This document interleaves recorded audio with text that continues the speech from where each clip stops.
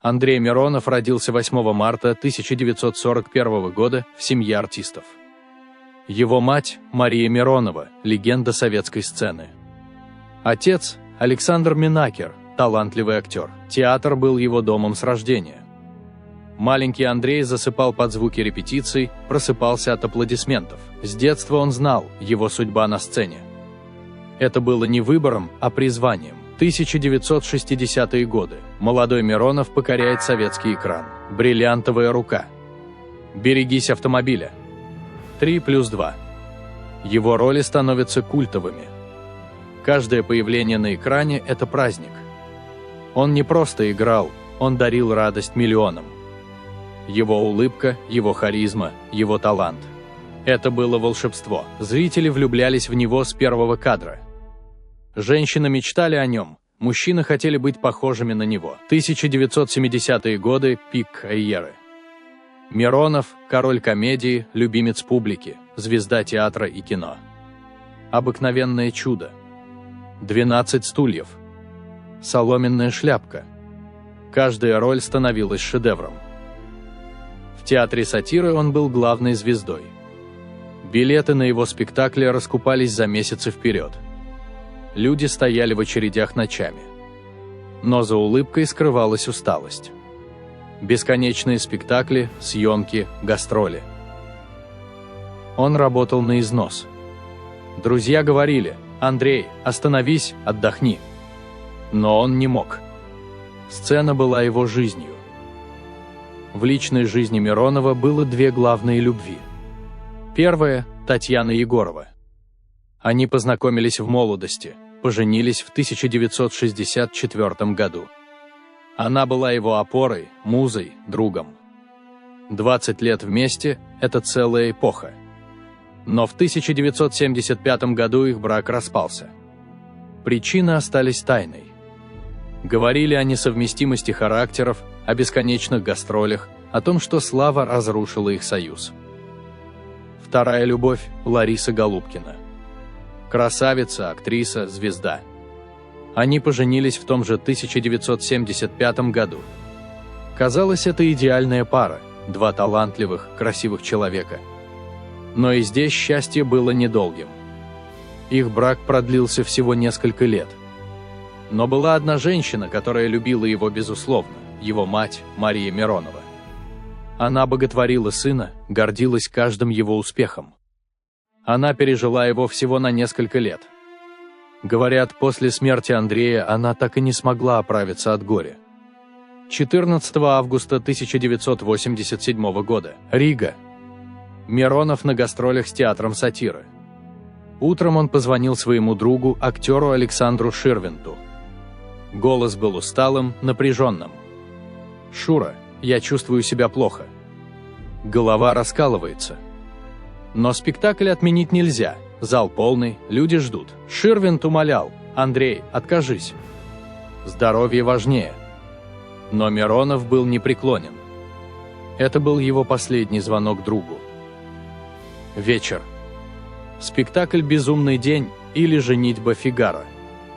Второй акт. Миронов выходит на сцену. Зал замирает, он всегда умел завладеть вниманием с первой секунды. Он начинает монолог. Но вдруг останавливается. Поворачивается к Ширвинту и тихо произносит: «Шура, голова болит». И падает. Зал думает, это часть спектакля. Аплодисменты. Смех. Но Ширвинт понимает, это не игра. Он кричит: «Занавес! Врача!» Занавес опускается. Скорая помощь. Диагноз – кровоизлияние в мозг.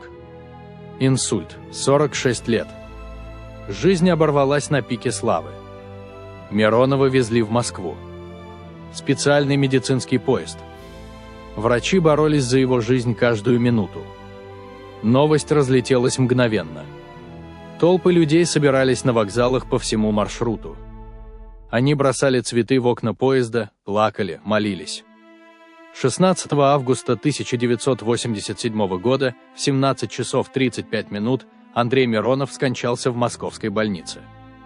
Страна замерла. Радио прервало эфир. Телевидение показывало траурные программы. Миллионы людей потеряли своего любимца. Но даже после смерти Миронова ждала драма.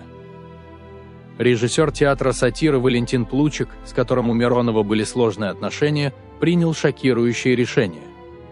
Когда Миронов умирал в Риге, Плучик не прервал гастроли театра. Спектакли продолжались. Актеры выходили на сцену, а их коллега боролся за жизнь. Это вызвало возмущение. Многие считали это бессердечием, цинизмом, предательством. Но самое страшное произошло на похоронах. 20 августа 1987 года. Церемония прощания в театре сатиры. Тысячи людей. Цветы. Слезы. И вдруг на сцену выходит певец Иосиф Кобзон. Он берет микрофон и произносит речь, которая шокировала всех присутствующих. Кобзон публично обвинил Плучика в бессердечности.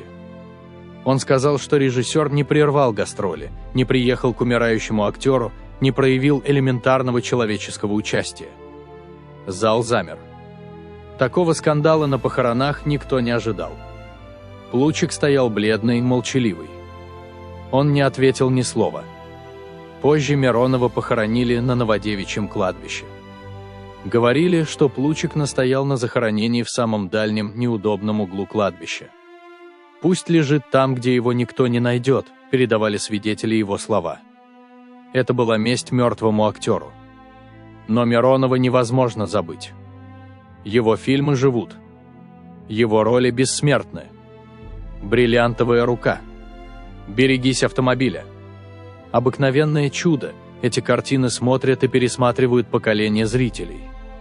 Его могила на Новодевичьем кладбище стала местом паломничества. Люди приходят туда круглый год, несут цветы, вспоминают, плачут. В 2001 году в Москве открыли памятник Миронову. Он стоит на улице его имени, недалеко от театра сатиры. Скульптор изобразил актера идущим, легким, улыбающимся, живым, таким, каким его помнят миллионы. Андрей Миронов прожил всего 46 лет. Но он успел подарить нам столько радости, сколько другие не дарят за целую жизнь. Он умер на сцене, там, где был по-настоящему счастлив. Может быть, для актера это лучший финал. Его последние слова «Шура, голова болит» стали символом.